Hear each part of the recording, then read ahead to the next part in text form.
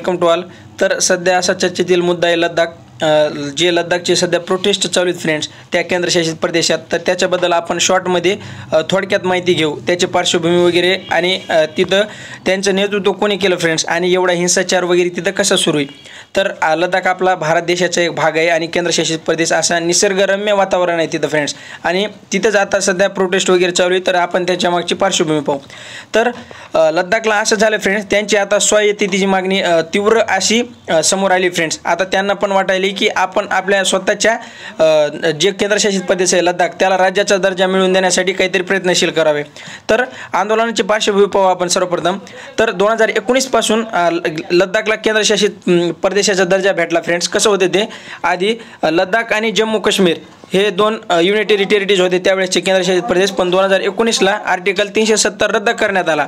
Article 370 रद्द करण्यात आला व जम्मू काश्मीर हा स्पेशल आणि जम्मू काश्मीरला राज्याचा दर्जा देण्यात आला आणि लद्दाखला असं केंद्रशासित प्रदेशच राहिलं त्यावेळेस. आता जम्मू काश्मीरला कसं झालं फ्रेंड्स, त्यांचे MLA वगैरे त्यांचे लोकसभेत सीट वगैरे वाढले, कारण आता राज्याचा दर्जा भेटला म्हटल्यावर त्यांचे डेव्हलपमेंट पण दोन्ही स्तरावर होणार ना, केंद्रशासित प्रदेशानुसार पण आणि याच्यानुसार राज्याच्या अनुसार पण, म्हणजे त्याला केंद्राचं पण येणार राज्याचं पण तसंच.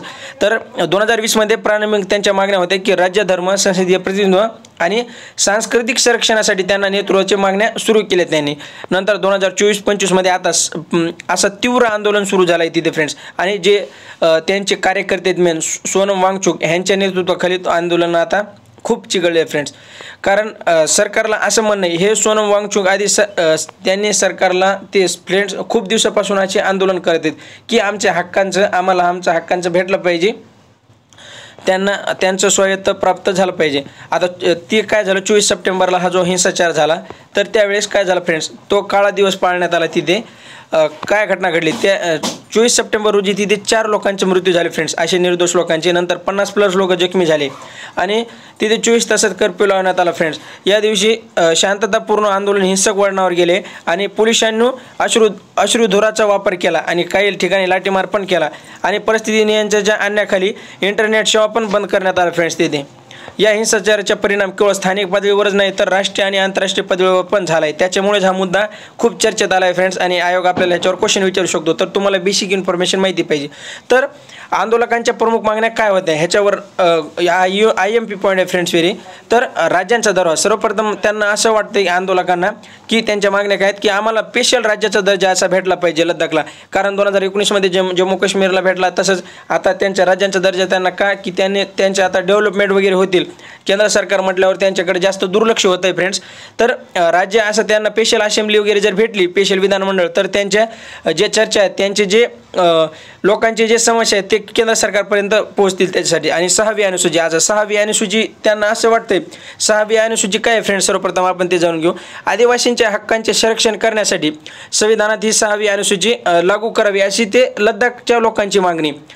तर त्या 6वी अनुसूची अशी फ्रेंड्स की जे आदिवासी वगैरे ट्राईब्स आहेत ते जंगलात वगैरे राहतात, तर त्यांना त्यांच्या स्वतःचं जे भूप्रदेश आहे त्याची संरक्षण करण्याची स्वतःची जबाबदारी असते फ्रेंड्स. सरकारचा तिथं जास्त हस्तक्षेप होऊ शकत नाही.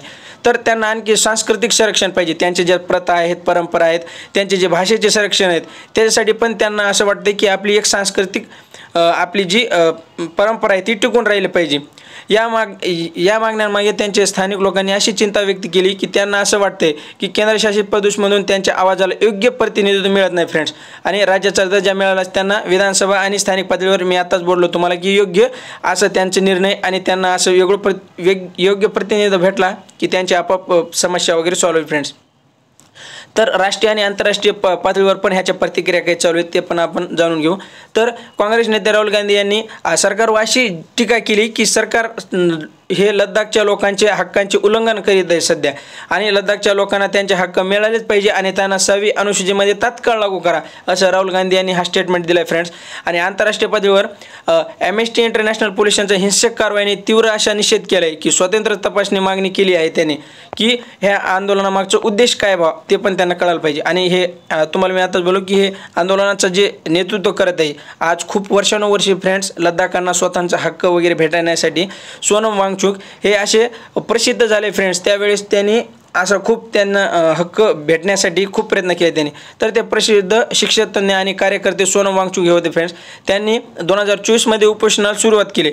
2025मध्ये त्यांना राष्ट्रीय सुरक्षा कायद्याअंतर्गत अटक करण्यात आली फ्रेंड्स. आणि ह्या अटकेमुळे जास्त काय झाले फ्रेंड्स, उत्तराखंडमध्ये असे खूप निर्देशने करण्यात आले तिथे की त्यांना अटक का केली बाबा. ते तर आपल्या हक्कासाठी, आपल्या स्वतःच्या सांस्कृतिक जपणूक वगैरे सगळे पेशल ठेवण्यासाठी ते एवढे लढत होते, पण त्यांना सरकारने दोषी ठरवून अटक का केलं, त्याच्यामुळं सध्या आता प्रोटेस्ट वगैरे चालू आहेत.